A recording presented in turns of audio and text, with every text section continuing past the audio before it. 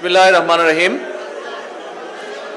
বাংলাদেশ জাতীয়তাবাদী দল বিএনপি কর্তৃক আয়োজিত 17 বছরের অপ্রতিরোধ্য সংগ্রামের রক্তধারা জুলাই শীর্ষক আজকের এই আলোচনা অনুষ্ঠানের সম্মানিত সভাপতি, মঞ্চে উপস্থিত বাংলাদেশ জাতীয়তাবাদী দলের স্থায়ী কমিটির সম্মানিত সদস্যবৃন্দ, মঞ্চে উপস্থিত বিগত স্বৈরাচার বিরোধী আন্দোলনের আমাদের রাজপথের সংগ্রামী বিভিন্ন জাতীয় রাজনৈতিক দলের সংগ্রামী জাতীয় নেতৃবৃন্দ এবং আমার সামনে উপস্থিত স্বৈরাচার বিরোধী আন্দোলন, জুলাই আন্দোলন সহ গণতান্ত্রিক আন্দোলনের সকল সৈনিকবৃন্দ, আসসালামু আলাইকুম।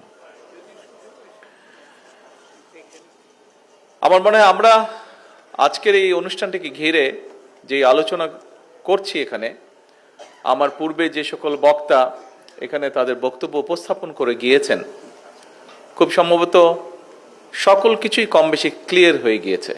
বিশেষ করে মান্না ভাই লাস্টে যে সকল কথাগুলো বলে গিয়েছেন আমার আগে দিয়ে, সকল কথাগুলোই আমাদের ইচ্ছা আকাঙ্ক্ষা, যা আমরা চেয়েছিলাম বা যা চাইছি, সকল কিছুই ক্লিয়ার হয়ে গিয়েছে। আমি সেই কথাগুলোতে পেছন দিকে খুব একটা যেতে চাইছি না।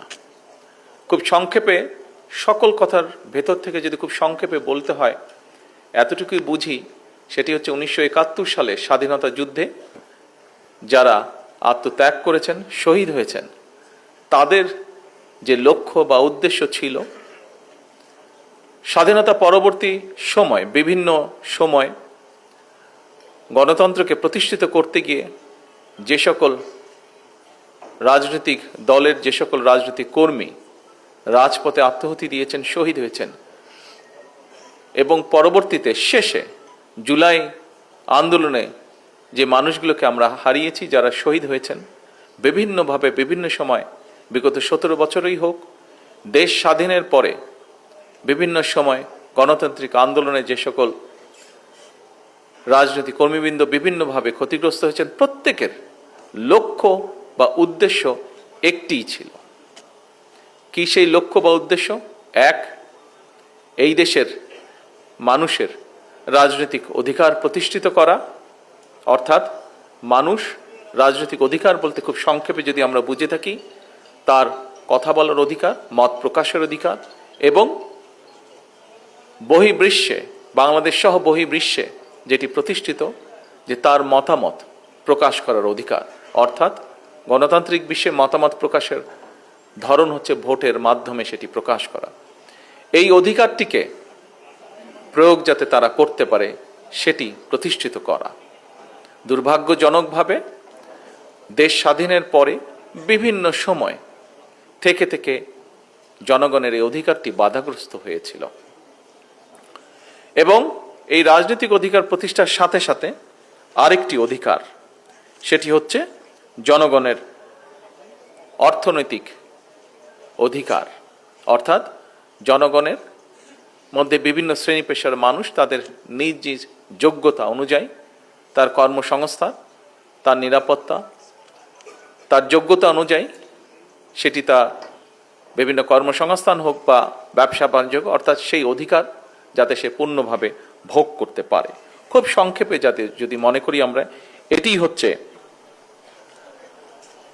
মানুষের মৌলিক বিষয়গুলোর অন্যতম, বা যা তাদের চাওয়া ছিল, লক্ষ্য ছিল, এই অধিকারগুলোকে অর্জন করার। মঞ্চে উপস্থিত জাতীয় নেতৃবৃন্দ, আমার সামনে উপস্থিত আমার বিভিন্ন পর্যায়ে সহকর্মীবৃন্দ, জুলাই আন্দোলন আমরা দেখেছি বিভিন্ন সময় মানুষকে বিভ্রান্ত করার জন্য বিভিন্ন জন বিভিন্ন কথা বলেছে। আমরা আমাদের অবস্থান থেকে পরিষ্কারভাবে সাফ বলে দিয়েছি, এই জুলাই আন্দোলনের সফলতার ক্রেডিট এই দেশের সর্বস্তরের জনগণের। এটি কোনো একক ব্যক্তি, একক কোনো দল, রাজনৈতিক দলের এটি কোনো ক্রেডিট নয়। এখন বিশেষ করে বিগত 17 বছর এই দেশের মানুষ বাংলাদেশ জাতীয়তাবাদী দলের নেতাকর্মীবৃন্দ, সাথে গণতন্ত্রে বিশ্বাসী আরো অনেকগুলো রাজনৈতিক দল, যাদের অনেক নেতৃবৃন্দ আজকে আমাদের এই মঞ্চে বসে আছেন, আমরা বিগত 17 বছর মাঠে ছিলাম। আমাদের নেতাকর্মীরা, বিএনপি হোক, তার প্রত্যেকটি অঙ্গ সহযোগী সংগঠন হোক, প্রত্যেকটি নেতাকর্মী মাঠ ছেড়ে আমরা কখনো চলে যাইনি। আমাদের সবচেয়ে বড় যেটি বিষয়, আমরা কখনোই জনগণকে একা ফেলে মাঠ ছেড়ে চলে যাইনি। এবং বিএনপি সহ এখানে উপস্থিত রাজনৈতিক নেতৃবৃন্দ মাঠে ছিলেন বলেই বাংলাদেশ সহ সারা বিশ্বে প্রতিষ্ঠিত হয়েছে যে স্বৈরাচার ছিল সে প্রকৃত একটি ফ্যাসিবাদী স্বৈরাচার ছিল। এবং জনগণ স্বাভাবিকভাবে, পৃথিবীর ইতিহাস যদি আমরা দেখি, যে কোনো সময় যে কোনো আন্দোলনেই ধীরে ধীরে গড়ে ওঠে এবং এক সময় সেখানে জনগণ পার্টিসিপেট করে। বাংলাদেশেও জুলাই আগস্ট যেটি হয়েছে, জুলাই আগস্টে যে সফলতা এসছে, এটিও একইভাবে জনগণ যখন সম্পূর্ণভাবে সম্পৃক্ত হয়েছে, জনগণের সেই আন্দোলন সফল হয়েছে। অর্থাৎ জুলাই আগস্টে যে আন্দোলন, এটি ছিল সম্পূর্ণভাবে জনগণের আন্দোলন। জনগণ পরিবর্তন চেয়েছিল বলেই সেই আন্দোলন সফল হয়েছে। ঠিক যেভাবে 1971 সালে বাংলাদেশের জনগণ একটি স্বাধীন সার্বভৌম রাষ্ট্র চেয়েছে বলেই সেদিন আমাদের স্বাধীনতা অর্জন হয়েছিল 1971 সালে। সম্মানিত সকল উপস্থিতিবৃন্দ, আমরা সবচেয়ে প্রথম মরহুমা দেশনেত্রী খালেদা জিয়ার নেতৃত্বে বাংলাদেশের জনগণের সামনে এটি সংস্কার প্রস্তাব দিয়েছিলাম। যেই সংস্কার প্রস্তাব আমরা দিয়েছিলাম, যখন আমরা দিয়েছিলাম রাজনৈতিক প্ল্যাটফর্ম থেকে, রাজনৈতিক দলের অবস্থান থেকে, তখন বাংলাদেশের অনেক ব্যক্তি পরবর্তীতে যারা বিভিন্ন সংস্কার নিয়ে যারা বিভিন্ন রকম কথা বলেছেন, বা যেই দলগুলো, অনেকগুলো দল বলেছে, তারা তখন কেউই সংস্কারের কথা বলেনি। পরবর্তীতে এই ঘটনাগুলো সাকি সাহেব ওনার বক্তব্যে তুলে ধরেছেন। পর্যায়ক্রমিকভাবে সেই সংস্কার প্রস্তাব নিয়ে আমরা আমাদের রাজপথের সঙ্গী যারা ছিলেন, বহু রাজনৈতিক দলের সাথে আমরা আলোচনা করেছি এবং পর্যায়ক্রমিকভাবে সেটি 31 দফায় পরিণত হয়েছে। এবং সে 31 দফা আমরা আনুষ্ঠানিকভাবে জনগণের সামনে উপস্থাপন করেছি। বিশেষ করে এই 31 দফা আমরা জনগণের সামনে উপস্থাপন করেছি আমাদের বিগত নির্বাচনের সময়। রাজনৈতিক দলের সদস্য হিসাবে আমি দৃঢ়ভাবে বিশ্বাস করি যে আমাদের বিগত যে নির্বাচনটি আমরা পার হয়ে এসেছি, যে নির্বাচনে জনগণ বাংলাদেশ জাতীয়তাবাদী দলের পক্ষে তাদের ম্যান্ডেট দিয়েছে, এই নির্বাচনে আমরা জনগণের সামনে আমাদের 31 দফা উপস্থাপন করেছিলাম। এবং এই 31 দফা উপস্থাপন করার মাধ্যমে বাংলাদেশ জাতীয়তাবাদী দল জনগণের ম্যান্ডেট পাওয়ার মাধ্যমে একটি বিষয় আমি মনে করি পরিষ্কার হয়েছে, সেটি হচ্ছে যেই সংস্কার প্রস্তাব বা যেই রাষ্ট্র মেরামতের যেই দফাগুলো আমরা জনগণের সামনে উপস্থাপন করেছিলাম, সেটি দেশনেত্রী খালেদা জিয়ার মাধ্যমে আমরা সর্বপ্রথম উপস্থাপন করেছিলাম এবং পর্যায়ক্রমিকভাবে বিগত নির্বাচনে জনগণ সেটিকে ম্যান্ডেট দিয়েছে। কাজেই এটি এখন আর বাংলাদেশ জাতীয়তাবাদী দলের কোনো 31 দফা নয়, বরং আমি মনে করি এই 31 দফাটা হচ্ছে জনগণের 31 দফা। এখন সম্মানিত উপস্থিতিবৃন্দ, আমরা আজকে থেকে 2 বছর আগে ঠিক এই দিনে এই ঘরে উপস্থিত প্রত্যেকটি মানুষ সহ সমগ্র বাংলাদেশের প্রত্যেকটি মানুষ কি পরিস্থিতির ভিতর দিয়ে গিয়েছিল সেটি নিশ্চয়ই 2 সেকেন্ডের জন্য চোখ বন্ধ করলে আমাদের চোখের সামনে ভেসে উঠবে। আমরা এই বিষয়গুলো নিয়ে কি আলাপ করেছি, আলোচনা করেছি এই মঞ্চে সংক্ষিপ্তভাবে। সেই বিষয়গুলো সেই দিনটি নিয়েও আলাপ আলোচনা হয়েছে। এখন আসুন,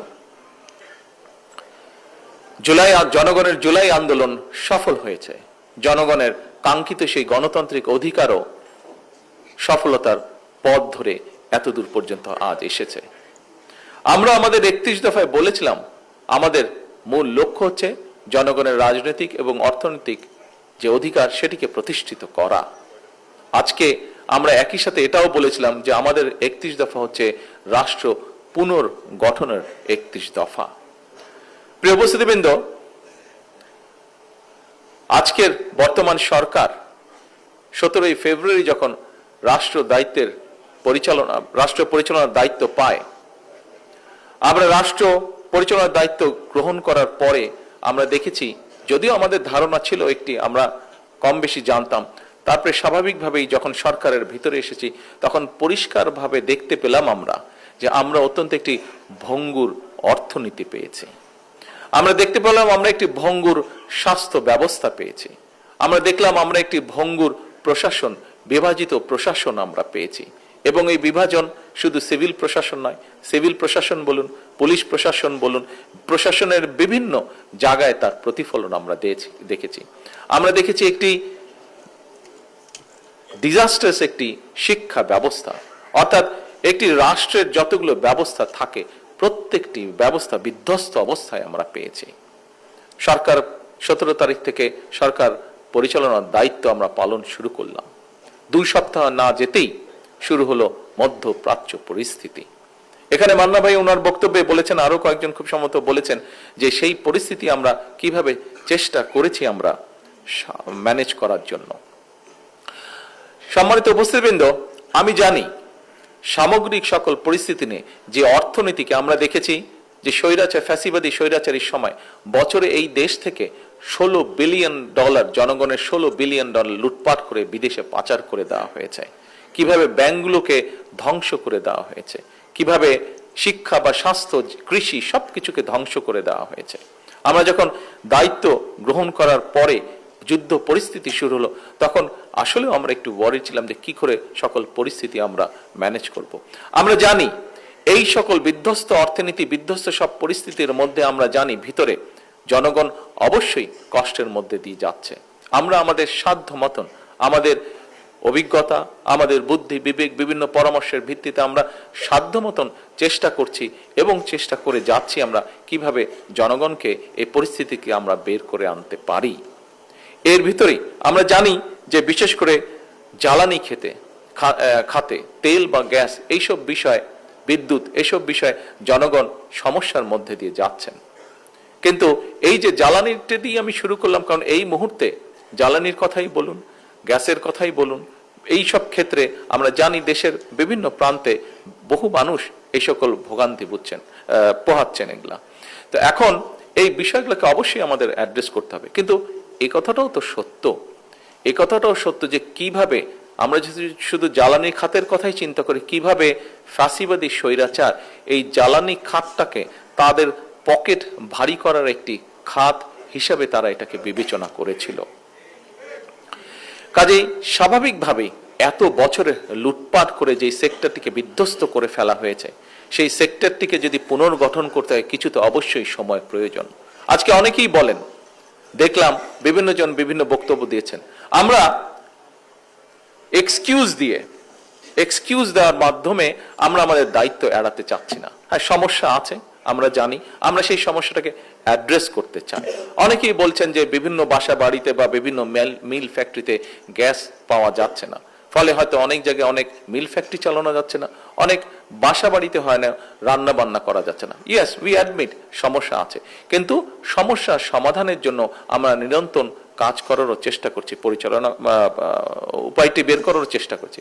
আপনারা নিশ্চয়ই দেখেছেন, গতকালকে পেপারে এসছে, দেখেছেন যে আমরা পার্শ্ববর্তী দেশ মায়ানমার থেকে গ্যাস আনার জন্য আলোচনা এরই মধ্যে শুরু করেছি। শুধু এটিই নয়, আমরা কিছুদিন আগে, আপনাদের খেয়াল আছে যে আমি মালয়েশিয়া এবং চায়নাতে গিয়েছিলাম। মালয়েশিয়াতে আমি ওখানে যে আছে পেট্রোনাস একটি তাদের কোম্পানি আছে, সেই কোম্পানির সাথে আমরা আলোচনা করেছি। সেই কোম্পানি একটি কাজ করে থাকে, ওটার টেকনিক্যাল নামটা আমি মনে করতে পারছি না এই মুহূর্তে। তারা যেটি করে, পেট্রোনাস কোম্পানি, এটি তারা পুরো ইন্দোনেশিয়াতে তারা করছে এবং জাপানের সাথেও তারা এটি চুক্তি করেছে, আগামী 20 বছর তারা জাপানকে সহযোগিতা দিবে। সেটি হচ্ছে কন্টেনারের মধ্যে করে তারা গ্যাস নিয়ে যায়, এলএনজি গ্যাস তারা নিয়ে যায়। আমরা তাদের সাথে কথা বলেছি এবং একটু সময় লাগার কারণে গত সপ্তাহে আমি নিজে প্রাইম মিনিস্টার আনোয়ার ইব্রাহিমের সাথে ফোনে কথা বলেছি যে উনি আমাদেরকে এই ব্যাপারে সহযোগিতা করতে পারেন কিনা, এবং উনি তখন আমাকে ফোনে বললেন যে আমি আগামীকাল কি তাদের সাথে কথা বলছি এবং আমরা দেখব কত দ্রুত বাংলাদেশকে কিভাবে সহযোগিতা করা যায়। গত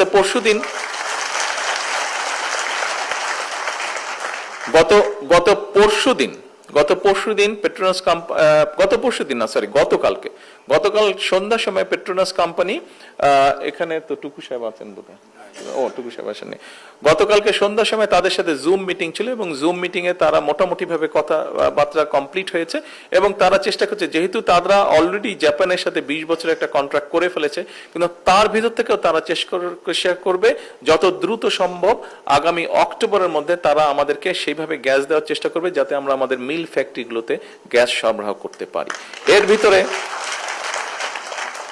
এর ভিতরে আমরা চেষ্টা করছি যে একইভাবে আরো কিছু এইভাবে নিয়ে এসে আমাদের প্রায় 8টার মতন আমাদের বিদ্যুৎ কেন্দ্র আছে, যেই বিদ্যুৎ কেন্দ্রগুলোতে যদি আমরা গ্যাস সরবরাহ করতে পারি সাথে সাথে, তাহলে আগামী 3-4 ঘন্টার মধ্যে এইগুলোতে যদি গ্যাস কানেকশন দেওয়া যায় 3 থেকে 4 ঘন্টার মধ্যে আমরা 4000 মেগাওয়াট বিদ্যুৎ আমরা গ্রিড লাইনে সংযুক্ত করতে পারবো। এটাও কিভাবে করা যায় সেটিরও আমরা চেষ্টায় আছি।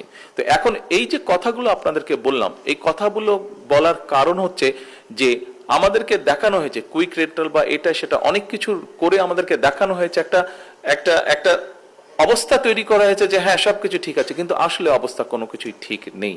যদি ঠিক থাকতো তাহলে বর্তমানে আমাদেরকে এই সমস্যার সমাধান সমস্যা পোহাতে হতো না। দেখুন, গ্যাসের কথায় আমি আবার ফিরে আসি। গত 17 বছর ধরে বাংলাদেশ পেট্রোলিয়াম কর্পোরেশনের একটি সংস্থা আছে বাপেক্স নাম, যাদের দায়িত্ব হচ্ছে যে বাংলাদেশে আমাদের কোথায় কি গ্যাস তেল কি আছে এই কূপগুলো তারা খনন করবে। গত 17 বছরে বাপেক্সকে একদম পঙ্গু করে বসিয়ে রাখা হয়েছিল, তাদেরকে কোনো কাজ করতে দেওয়া হয়নি, অর্থাৎ এটা সম্পূর্ণভাবে বিদেশিদের উপরে ছেড়ে দেওয়া হয়েছিল। আমরা আসার 1-1.5 মাসের মধ্যে আমরা সিদ্ধান্ত নিয়েছি যে বাপেক্সের জন্য আমরা 2টো রিগের ব্যবস্থা আমরা করছি, যাতে করে দ্রুত তারা দেশের ভিতরে যেখানে যেখানে আমাদের গ্যাস পাওয়ার সম্ভাবনা আছে, সেখানে গ্যাস, যেখানে তেল পাওয়ার সম্ভাবনা আছে, সেখান থেকে এই খনিগুলো যাতে এক্সট্রাক্ট করা যায় এবং আমরা নিজেরা যাতে আমাদের এই খনিজ সম্পদগুলো যাতে দেশের জন্য ব্যবহার করতে পারি, সেইটাও প্রক্রিয়া এগিয়ে চলছে। হয়তো একটু সময় লাগবে, কিন্তু ইনশাল্লাহ আমরা কিছুদিনের মধ্যে আমরা একটা ভালো রেজাল্ট পাবো। এখন আসুন, এই যে মানুষের এই সমস্যাগুলোকে যাতে বের করে আনতে পারি, দেশের মানুষ যাতে এই সমস্যা ভোগ না করে, অবশ্যই আমি মনে করি এটা জুলাই শহীদ বলেন, জুলাই যোদ্ধা বলেন, বিগত গণতান্ত্রিক আন্দোলনে যে সকল মানুষ শহীদ হয়েছেন, যারা রাজপথে নেমে এসেছিলেন, এমনকি 1971 সালে যে সকল মানুষ শহীদ হয়েছেন, যারা অস্ত্র হাতে দেশকে স্বাধীন করার জন্য যুদ্ধ করেছেন, নিশ্চয়ই একদম নির্দিষ্ট এইভাবে না হলে এই মানুষগুলো তো এরকমই একটা প্রত্যাশা ছিল এই মানুষগুলো, যে বাংলাদেশের মানুষ যাতে এইভাবে ভালোভাবে বিদ্যুৎ, গ্যাস সকল সুবিধা তারা পেতে পারে। নিশ্চয়ই এটি অন্যতম তাদের একটা চিন্তা ভাবনা ছিল। এখন আসুন, শুধু তো বিদ্যুৎ গ্যাস দিলেই হবে না, নিশ্চয়ই আমাদের দেশের গণতান্ত্রিক সোলজার যারা ছিল, সৈন্য যারা ছিল, তাদের নিশ্চয়ই অন্যতম একটি লক্ষ্য ছিল গণতন্ত্র যেমন অধিকার করা, তাদের লক্ষ্য ছিল গণতান্ত্রিক অধিকারকে প্রতিষ্ঠিত করা যেমন তাদের লক্ষ্য ছিল, একই সাথে নিশ্চয়ই তাদের একটি লক্ষ্য ছিল যে এই দেশের মানুষ যাতে কর্মসংস্থানের ব্যবস্থা তারা করতে পারে। দেখুন, আমাদের দেশে বলে 27 লক্ষ লোক বেকার, 27 লক্ষ বেকার আছে, কিন্তু আমি মনে করি যে 27 লক্ষ না, এর থেকে অনেক অনেক বেশি হবে এই সংখ্যাটি, বেকারের সংখ্যা। এখন এই বেকার সংখ্যাদেরকে আমরা চাইলেই কি আমরা সকলকে বিদেশে পাঠিয়ে দিতে পারবো? বিদেশে পাঠাতে পারবো না, এখন কম্পিটিশন অনেক বেশি। আপনারা দেখেছেন এর মধ্যে নিউজগুলো এসছে, আমি এখনই স্পেসিফিক করে বলতে চাই না, তবে আমি অত্যন্ত আশাবাদী। একটু আগে যেটা বললাম যে মালয়েশিয়া যখন গিয়েছিলাম, সেই সরকারের সাথে কথা হয়েছে। গত সপ্তাহে আমাদের আরিফ সাহেব, আমাদের প্রবাসী বিষয়ক মন্ত্রী, উনি গিয়েছেন এবং সরকারের সাথে কথা হয়েছে। তাদের সরকার থেকে বলেছে যেই ব্যানটা ছিল সেই ব্যানটাকে লিফট করা হয়েছে, অর্থাৎ বাংলাদেশের শ্রমিক ওখানে যেতে পারবে না, এই ব্যানটাকে লিফট করা হয়েছে, অর্থাৎ তারা এখন এগ্রি করেছে যে বাংলাদেশের মানুষ সেখানে গিয়ে কাজ করতে পারবে। আমরা কাজ করছি যে যত দ্রুত সম্ভব মানুষ সেখানে যাওয়ার চেষ্টা করতে, অর্থাৎ এইটা দিয়ে আমি বোঝাতে চাইছি যে মানুষের কর্মসংস্থানের, সেটি বিদেশি হোক দেশি হোক, এখন দেশে মানুষের কর্মসংস্থানের ব্যবস্থার জন্য আমরা কথা বলছি, বিভিন্ন দেশি এবং বিদেশি বিনিয়োগকারীদের সাথে আমরা কথা বলছি। দেশি বিনিয়োগকারীদের সাথে এই জন্য কথা বলছি, তাদেরকে আশ্বস্ত করছি, তাদেরকে বিভিন্ন রকমের সুযোগ সুবিধা পলিসির মাধ্যমে, এমন না যে আলাদা লোন করে দেওয়া, তাদেরকে ইন্টারেস্ট কমে যায় না, পলিসি সাপোর্ট দিয়ে তাদেরকে উৎসাহিত করার চেষ্টা করা হচ্ছে। আপনাদের নিশ্চয়ই খেয়াল আছে, আবার যেহেতু আমি প্রথমে ইনিশিয়ালি এই দুটো দেশেই গিয়েছি, চায়নায় গিয়েছি, এবং সেখানে তাদের সাথে কথা হচ্ছে, বিভিন্ন তাদের যারা ইনভেস্টর আছে কথা হচ্ছে, এবং চায়না যাবার আগে আমরা যত দ্রুততার সম্ভব দ্রুততার সাথে আমরা চট্টগ্রামে ওটা কুচবিহার আনোয়ারাতে না, ওই যে চাইনিজ ইপিজেড যেটা হবে, আপনারা গেলেন যে, হ্যাঁ গত সপ্তাহে অর্থমন্ত্রী এবং হোম মিনিস্টার দুজনেই আপনারা দেখেছেন ওখানে গিয়েছিলেন। ওখানে চাইনিজদেরকে একটা জায়গা আমরা দিয়েছি যেখানে কয়েকশত চাইনিজ ইনভেস্টর আসবে, যেখানে তারা মিল কারখানা তৈরি করবে। এবং আমি যখন গিয়েছিলাম তখন আমার সাথে কথা ছিল, আমি ওদের জিজ্ঞেস করলাম কতদিন লাগবে তোমাদের। ওরা বললো যে আমাদের 4 বছরের মতন সময় লাগবে। আমার 4 বছর হলে হবে না, তোমাদেরকে আগামী 18 মাসের মধ্যে শুরু করতে হবে। প্রথমটা আমি 18 মাসের মধ্যে ওপেন করতে চাই। তো তখন তারা আমি বললাম যে আমি শুনেছি তোমরা বলে টাইমের অনেক আগে কাজ শেষ করতে পারো। দুইটা ফ্যাক্টরি জয়েন করেছে অলরেডি ওই দিন 2টা ফ্যাক্টরি। তো আমি কথার সঙ্গে ওটা যারা কাজ করছে ওদেরকে আমি বললাম যে দেখো, আমি তো বিভিন্ন সময় বিভিন্ন জায়গায় দেখেছি যে চাইনিজরা যখন কোনো কাজ শুরু করে, আমরা দেখেছি পৃথিবীর বিভিন্ন জায়গায় এবং তোমাদের দেশেও অনেক সময় আমরা দেখেছি যে ব্রিজ কমপ্লিট করার কথা 3 বছর, ওটা তোমরা 2 বছর কমপ্লিট করে ফেলছো। তো তোমাদেরকে আমি চ্যালেঞ্জ দিলাম যে আমি 18 মাসের মধ্যে এখানে ফ্যাক্টরি ওপেন করতে চাই, তোমরা যে নতুন ফ্যাক্টরি করবো আমি সেটা উদ্বোধন করতে চাই। ওরা বলে যে তোমাদের এই চ্যালেঞ্জ আমি গ্রহণ করলাম। ওরা বললো আমরা আশা করি ইনশাল্লাহ দ্রুত এই ব্যবস্থাটা হবে।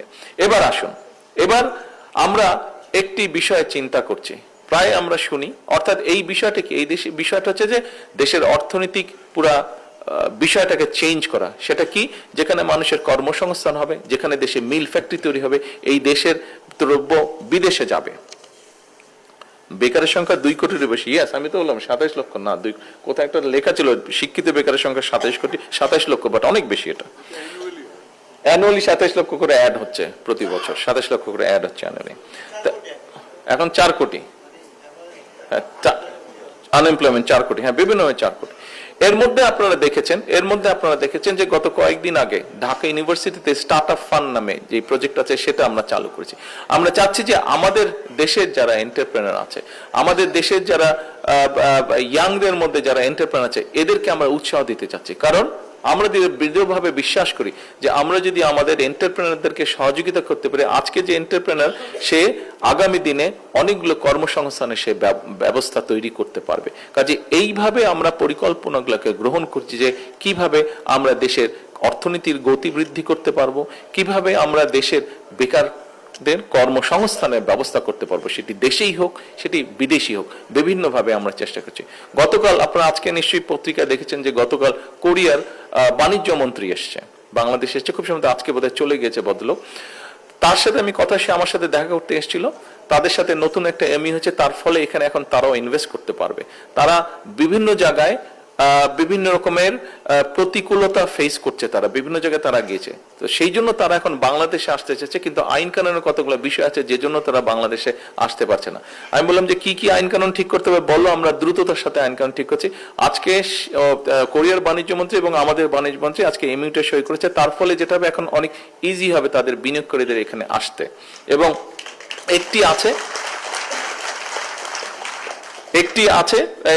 তাদের একটি এক্সপোর্ট প্রসেসিং জোন আছে। আমি বলেছি যে তোমরা যদি ঠিক করে আসবা, আমরা এর মধ্যেই আমরা এই যে নারায়ণগঞ্জে ওখানে শীতলক্ষার পাশে ওই মিল ফ্যাক্টরি কতগুলো বন্ধ হয়ে গেছে, বাওয়ানি জুট মিল, আরেকটা কোনটা আছে, হ্যাঁ ওই যে বিরাট পাশাপাশি দুটো আছে, তো আমি ওদেরকে, হ্যাঁ 2 বা 3টা আছে, ওই জায়গাটা আমরা ঠিক করে রেখেছি। যে যারা সেমিকন্ডাক্টর বা ইলেকট্রনিক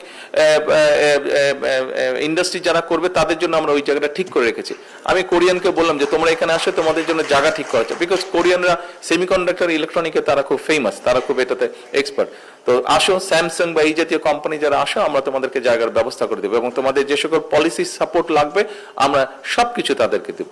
আজকে এখানে আসার 1-1.5 ঘন্টা আগে দিয়ে সৌদি আরবের পররাষ্ট্র প্রতিমন্ত্রী যে এসছে, ওই ভদ্রলোক এসেছিলেন আমার সাথে দেখা করতে, উনিও আমাকে বললেন, আমি বললাম যে উনি সোলারের কথা বললেন যে আমরা সোলারে ইনভেস্ট করতে চাই। আমি যে তুমি কে করবে পাঠায় দাও, বাকি ব্যবস্থা আমরা করছি, যত দ্রুত সম্ভব আমরা করছি। তো আমরা এখন এইভাবে আমরা দেশের ভিতরে হোক, আমাদের দেশীয় ইনভেস্টর যারা আছে, আপনারা দেখেছেন পত্রিকা নিশ্চয়ের মধ্যে দেখেছি যে আমাদের দেশীয় যারা শিল্পপতি আছে আমরা তাদেরকেও বিভিন্নভাবে তাদেরকে আমরা দাওয়াত দিয়েছি, তাদের সাথে আমরা কথা বলছি, তাদের বিভিন্ন রকম সমস্যা আছে সেগুলো আমরা সমাধানের চেষ্টা করছি।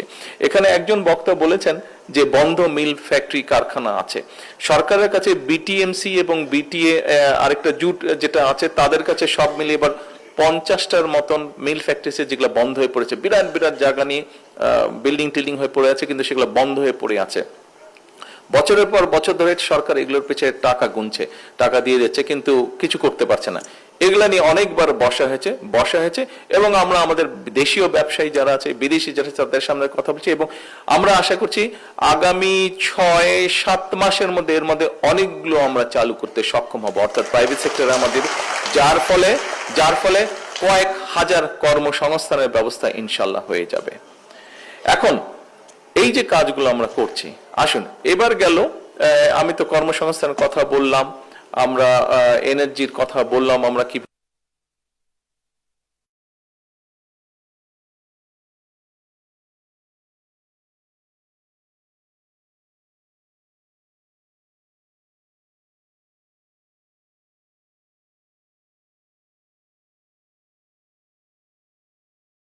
সাধারণ মানুষ যাদের পক্ষে অর্থনৈতিকভাবে অতটা এফোর্ড করা সম্ভব না, এই মানুষগুলা বা গরিব মানুষ বলতে যাদেরকে আমরা বুঝি, এই লোকগুলা কিন্তু বিন্দুমাত্র বলা যায় যে তারা কোনো স্বাস্থ্য সুবিধা পায় না জেলা উপজেলায়।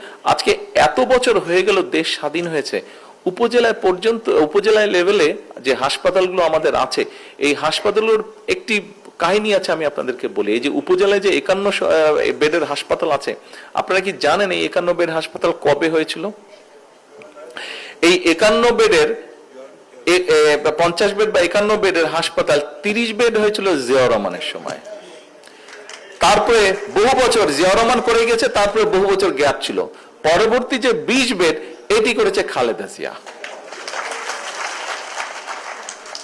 আচ্ছা, এবার আপনাদের সরকার সিদ্ধান্ত নিয়েছে ইনশাল্লাহ আগামী 5 বছরের মধ্যে প্রত্যেকটি উপজেলার এই যে 51 সদস্য, যে 50 সদস্য, যে 51 সদস্য, সরি 51 সদস্য তো না, 51 বেডের যে হসপিটাল, এটাকে আমরা ইনশাল্লাহ 101 বেডের হসপিটালে আমরা নিয়ে যাব।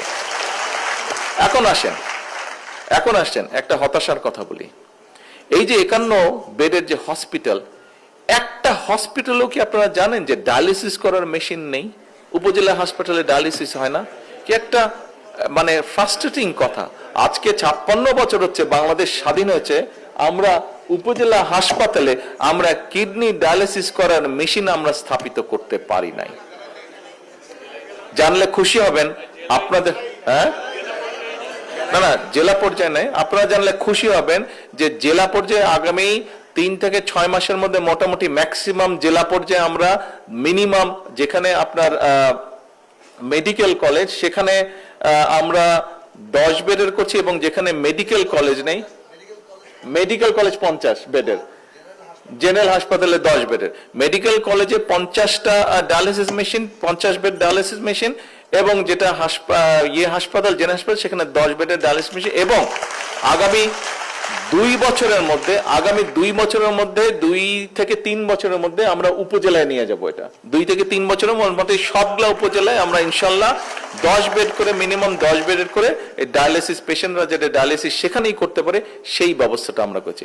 আপনারা নিশ্চয়ই খেয়াল করেছেন একটা জিনিস, এই যে বাজেটটা আমরা তো বলি জনবান্ধব বাজেট, কিন্তু এবার আমরা জনগণের জন্য বাজেট করার চেষ্টা করছি। আপনারা দেখেছেন যে স্বাস্থ্যের ব্যাপারে অনেকগুলো বিষয়ের উপরে কিন্তু গভর্নমেন্ট বলা যায় যে ট্যাক্স উঠিয়ে নিয়েছে বা 50% করেছে। তার ফলে যেটা হবে, এখানে নিশ্চয়ই কার্ডিয়াক ডক্টর আছেন, যারা কার্ডিয়াক ডক্টর, বিটু কোথায় গেল, কার্ডিয়াক ডক্টর আছে, যেমন আমাদের একটা ডাক্তার আছে জানেন, ছেলে আমার সাথে আছে, বিটু নাম, ও কার্ডিয়াক সার্জন, কার্ডিয়াক স্পেশালিস্ট। আগে যেখানে 1,20,000-এর মতন কারো যদি স্টেন্টিং হতো 1,20,000-30,000-এর মতন খরচ পড়তো।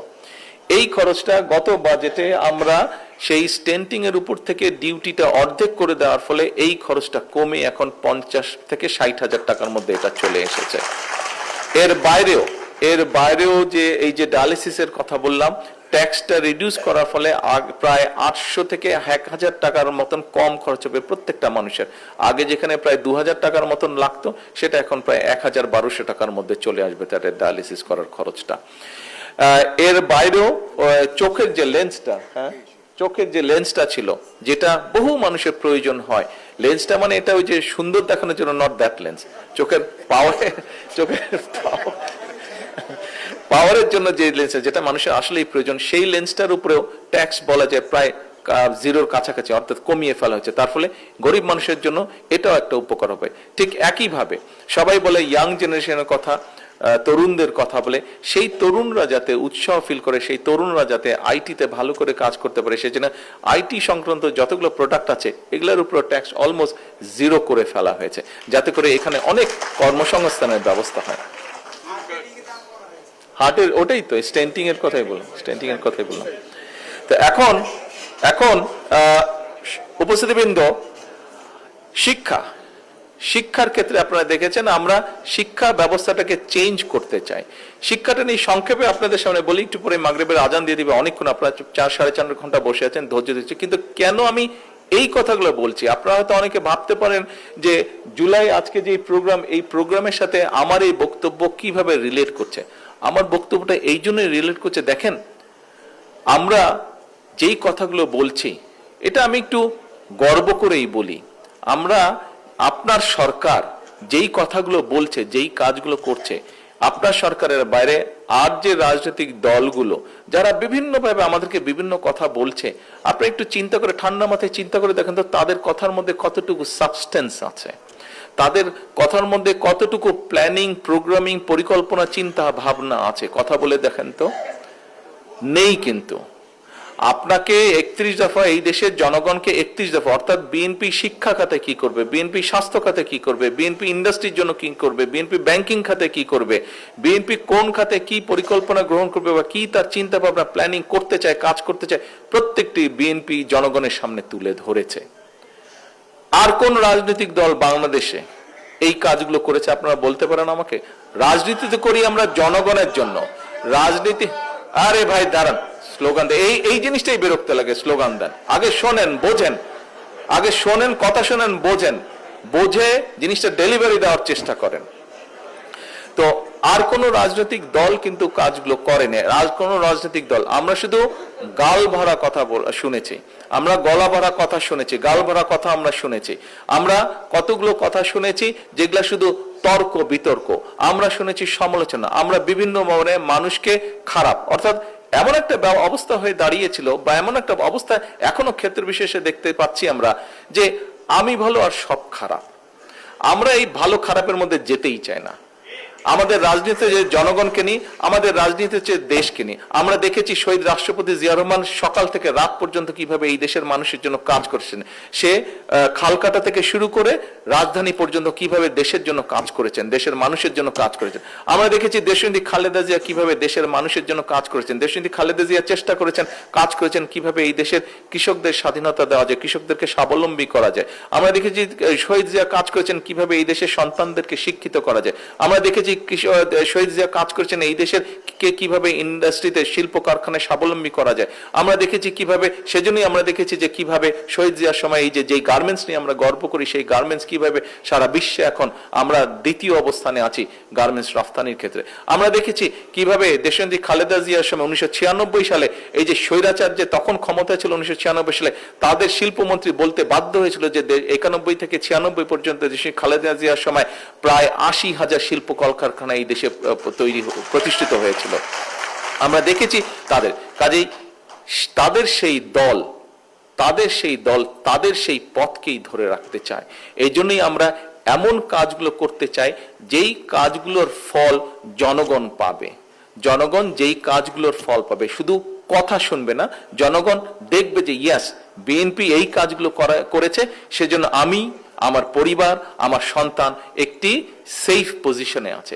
সেই জন্য বিএনপি এই কাজগুলো করেছে বলেই আমি, আমার পরিবার, আমার সন্তান, আমরা একটি নিশ্চিত সুন্দর ভবিষ্যতের দিকে এগিয়ে যাচ্ছি। উপস্থিতিবৃন্দ, আমাদের রাজনীতি এটাই হওয়া উচিত। অনেকে অনেক কথা বলবে, সবার সব কথা এত কান দেবার দরকার নেই। আসুন আমরা শপথ করেছি এই দেশের মানুষের জন্য ডেলিভারি করার, এই দেশের মানুষেরকে ডেলিভার করব, আমরা কাজ ডেলিভার করব।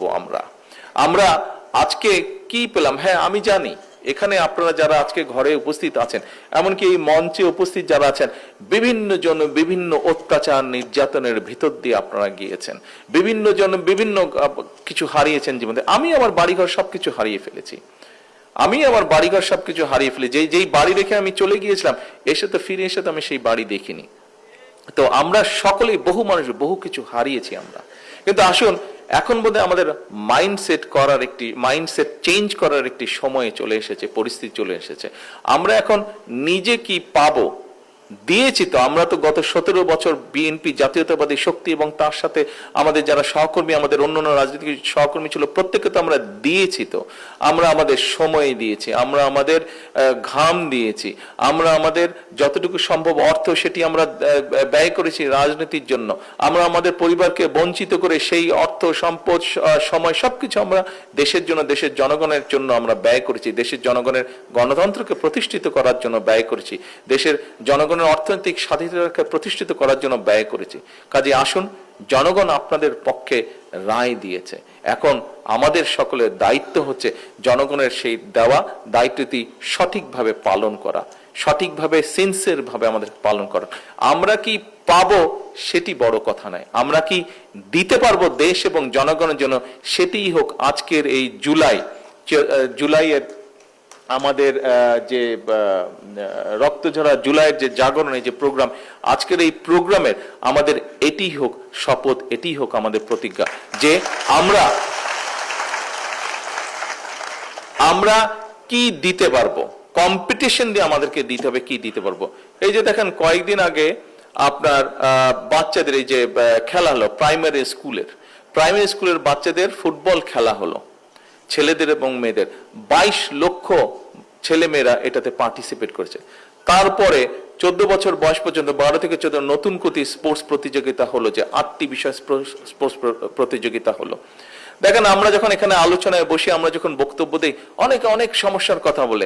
একটি সমস্যার কথা সবাই বলে, বিভিন্ন সময় যখন নির্বাচনের সময় গেছি, তারপরেও যখন বিভিন্ন ডিস্ট্রিক্টে বিভিন্ন জায়গায় গিয়েছি, একটি সমস্যার কথা সবাই বলে। কি সেটা? হ্যাঁ, আমাদের তরুণ সমাজ ড্রাগে জড়িয়ে যাচ্ছে, বিভিন্নভাবে আসক্তিতে তারা জড়িয়ে যাচ্ছে। এখন আপনি কতজনকে চিকিৎসা দেবেন আর কতজনকে আপনি ধরে ধরে জেলে পুরবেন? সম্ভব এটা? এত হাজার হাজার লক্ষ লক্ষ কোটি কোটি মানুষকে জেলে ভরা বা চিকিৎসা দেওয়া সম্ভব না। তাহলে আপনাকে উপায় বের করতে কি করতে হবে? তাহলে এই যে ইয়াং জেনারেশন, আমরা সবাই কিন্তু ওই বয়সটা পার হয়ে এসেছি। সেটি 15, 16, 17, 18, 20, 22 বছর বয়সটা কিন্তু আমরা পার হয়ে এসেছি। কাজে সেটার এক্সপিরিয়েন্স আমাদের আছে। প্রত্যেকটা মানুষ এই ঘরে আমরা ওই বয়সে কি হয়, অবশ্যই মানসিক এবং শারীরিক একটা এনার্জি থাকে। এই এনার্জিটাতে আপনাকে বার্ন করার জন্য একটা এভিনিউ দিতে হবে। তো কোথায় আপনি বার্ন করবেন? কাজে আপনি যদি বাচ্চা ছেলে বা মেয়েটাকে আপনি যদি স্পোর্টসের আয়োজন করে দেন, সেখানে সে তার এই এনার্জিটা বার্ন করবে। আপনি যদি তাকে সায়েন্স ফেয়ারের অ্যারেঞ্জ করে দেন, সেখানে তার সেই এনার্জিটা বার্ন করবে। আমার ছোটবেলায় গিটার বাজানোর ইচ্ছা ছিল, পিয়ানো বাজানোর ইচ্ছা ছিল, যে কোনো কারণে আমি পারিনি। আপনাদের অনেকেরই বিভিন্ন ভাবে ছিল, আপনার কারো ছবি আঁকার ইচ্ছা ছিল, আপনি হয়তো শিখতে পারেননি। এরকম লক্ষ কোটি বাচ্চা যাদের মধ্যে যে ইচ্ছাটা আছে, আমাদেরকে তাদেরকে সেই সুযোগটা করে দিতে হবে। তাহলেই সে খারাপ রাস্তায় না গিয়ে সে ভালো রাস্তায় চলে আসবে। আপনারা এখানে যারা বিএনপির নেতাকর্মীরা আছেন, আপনারা সবাই একটি নামের সাথে পরিচিত, নামটা হচ্ছে ফাতেমা। নিশ্চয়ই আপনারা চেনেন সবাইকে। আম্মার সাথে ফাতেমা ছিল, সে আম্মার সাথে জেলও খেটেছে। ফাতেমার এক ছেলে আছে। ওই দিন জায়মা আমাকে কথাটা বলছিল। বিষয়টা কি, ঘটনা শুধু বলি। ফাতেমার ছেলে এখন ফাতেমার সাথে থাকে। আম্মার সাথে যখন ফাতেমা ছিল তখন ও দেশের বাড়িতে থাকতো, এখন বড় হয়েছে, এখন ওর ছেলে মেয়ে ওর সাথে থাকে। একটা ছোট বাড়ি ভাড়া নিয়ে ওরা ঢাকাতেই থাকে, আমাদের বাসা থেকে একটু দূরে। তো ওর ছেলে একদিন ওকে বলছে যে, মা আমাকে অমুক ফুটবল ক্লাবে, কি একটা ফুটবল ক্লাবের নাম বলেছে, ওখানে আমাকে ভর্তি করে দাও। তো 1,500 টাকা বোধহয় লাগবে। তো তুমি 1,500 টাকা দিয়ে ফুটবল ক্লাবে ফুটবল খেলবো? তুমি বলে, হ্যাঁ, ফুটবল আমি এই জন্য খেলবো, কারণ আমি যদি ফুটবল খেলি, পড়ালেখার পাশাপাশি যদি আমি এখানে ফুটবল কোর্সটা করি, তাহলে যেটা হবে, আমার কিছু বন্ধু বান্ধব আছে যাদেরকে আমার ভালো লাগে না, কিন্তু আমি যদি ওখানে না যাই, ওরা আমাকে জোর করে টেনে ওদের সাথে নিয়ে যাবে, আমি ভালো থাকতে পারবো না। কাজে আমাকে তুমি যদি ওখানে দিয়ে দাও, আমি ওইটা নিয়ে ব্যস্ত থাকবো, পড়ালেখার পাশাপাশি ওইটা নিয়ে ব্যস্ত থাকবো।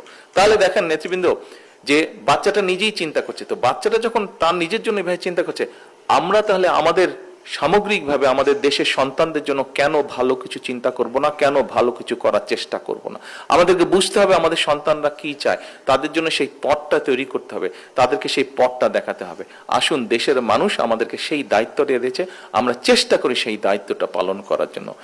নেতৃবৃন্দ, সেজন্যই আমরা এই বিষয়গুলো আয়োজন করছি, সেজন্যই আমরা বলতে চাচ্ছি যে লার্নিং উইথ হ্যাপিনেস, আমরা শিক্ষা কার্যক্রমটাকে সেভাবে ঢেলে সাজাতে চাচ্ছি। এটাই হচ্ছে আমাদের জুলাই চেতনা বলেন, স্বাধীনতার চেতনা বলেন, বা যেটাই বলেন, আমরা এটাতেই বিশ্বাস করি। কারণ আমি ছোটবেলা থেকে দেখে বড় হয়েছি, সেটা হচ্ছে যে শহীদ জিয়া এভাবেই চিন্তা করতেন দেশের মানুষের জন্য, খালেদা জিয়া এভাবেই চিন্তা করতেন দেশের মানুষের জন্য। স্বাভাবিক আমিও এভাবেই চিন্তা করব আমার দেশ এবং দেশের মানুষের জন্য।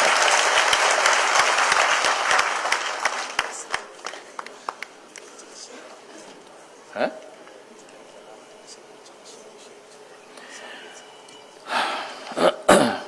সকল উপস্থিতিবৃন্দ, আমার মনে হয় বক্তব্য আমরা অনেক লম্বা দিয়ে ফেলেছি, অনেক কথা হয়েছে। আসুন, আন্দোলন হয়েছে, সংগ্রাম হয়েছে, কথা হয়েছে, তর্ক বিতর্ক হয়েছে।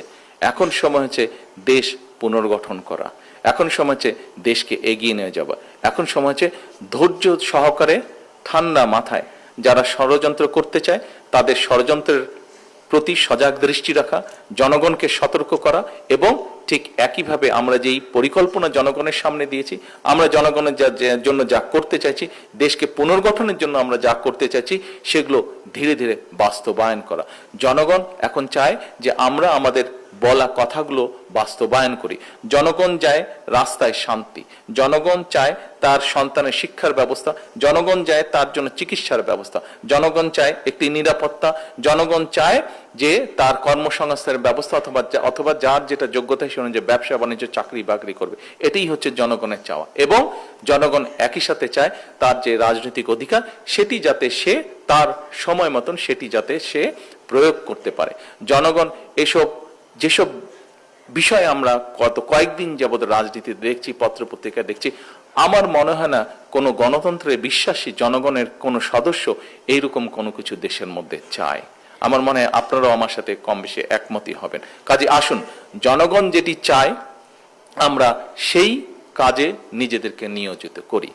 আজকে যেহেতু এইটি জুলাই আন্দোলনকে ঘিরে আলোচনা, আরেকটি কথা আপনাদের সাথে শেয়ার না করলেই নয়। দেখুন, জুলাইতে আমার নিজের দল সহ অন্যান্য রাজনৈতিক দল যারা আমাদের সাথে রাজপথে ছিলেন তারা সহ নাম জানা না জানা অরাজনৈতিক বহু মানুষ জুলাই আন্দোলনে বিভিন্নভাবে ক্ষতিগ্রস্ত হয়েছেন। আমাদের পক্ষে যতটুকু সম্ভব হয়েছে, সরকারের পক্ষে যতটুকু সম্ভব হয়েছে, এবং সামনের দিনে সরকারের সামর্থ্য অনুযায়ী যতটুকু সামর্থ্য অনুযায়ী সম্ভব হবে, পরিষ্কারভাবে আমি একটি কথা বলতে চাই, জুলাই আন্দোলনে যারা ক্ষতিগ্রস্ত হয়েছেন আমরা তাদের সাথে আছি। আমরা আমাদের সাধ্য মতন এই মানুষগুলোর পাশে থাকব। আমরা আমাদের সাধ্য মতন এই মানুষগুলোর ভিতরে যাদের চিকিৎসা প্রয়োজন তাদেরকে আমরা চিকিৎসার ব্যবস্থা করব, যাদের কর্মসংস্থানের প্রয়োজন ইনশাল্লাহ তাদের জন্য আমরা কর্মসংস্থানের ব্যবস্থা করব। পরিশেষে আর বক্তব্য লম্বা করব না, পরিশেষে আবারও স্বাধীনতা যুদ্ধে যারা শহীদ হয়েছেন, বিভিন্ন গণতান্ত্রিক আন্দোলনে যে সকল মানুষ শহীদ হয়েছেন, পরিশেষে জুলাই আন্দোলনে যে সকল মানুষ শহীদ হয়েছেন সকলের আত্মার মাগফিরাত কামনা করে, এবং যে সকল মানুষ আহত হয়েছেন, যে সকল নাম জানা না জানা রাজনৈতিক কর্মী নেতা যারা আহত হয়েছেন, বিভিন্নভাবে ক্ষতিগ্রস্ত হয়েছেন, তাদের সকলের প্রতি কৃতজ্ঞতা এবং সমবেদনা জানিয়ে আমি আমার বক্তব্য শেষ করছি। আল্লাহ হাফেজ। বাংলাদেশ জিন্দাবাদ।